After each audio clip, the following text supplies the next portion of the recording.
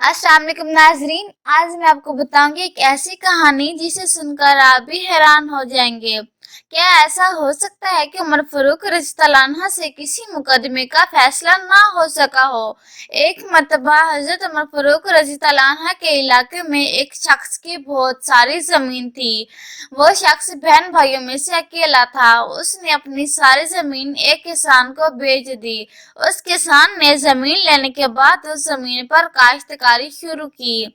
काश्तकारी का पहला दिन था। उस किसान ने जमीन पर हल चलवाया तो पहले दिन उस जमीन में से हीरे के मोती, सोना और बहुत सारे जेवरात मिले। किसान हैरान और वो उसी वक्त उस शख्स के पास गया और उसको बताया कि तुम्हारी जमीन में से जेवरात निकले हैं, तुम आओ अपने जेवरात ले जाओ। उस शख्स ने कहा किसान से, मैंने वो जमीन अब तुम्हें दे दी है, अब वो सारा सामान भी तुम्हारा है, मुझे उस सामान की कोई जरूरत नहीं है। किसान ने उस शख्स से कहा, मुझे भी उसकी कोई जरूरत नहीं है। ये दोनों परेशान हो गए। फिर ये दोनों हजरत उमर फारूक रज़ियल्लाहु अन्हु के पास अपना मुकदमा लेकर चले गए।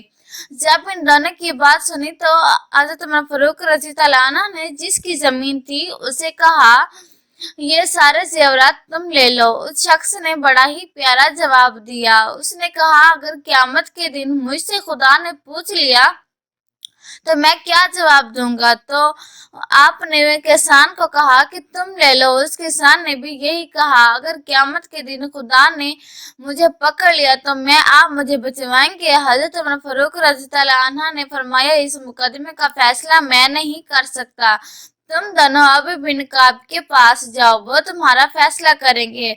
वो दोनों अभी बिन काब के पास गए। इनको बताया कि आप हमारा फैसला करें। हजरत उमर फारूक से फैसला नहीं हुआ। हजरत अबी बिन काब ने फरमाया, वो कौन सा फैसला है जो हजरत उमर फारूक रज़ियल्लाहु अन्हु से नहीं हुआ। जब इन दोनों ने अपना मुकदमा सुनाया तो अबी बिन काब ने बड़ा ही प्यारा फैसला किया।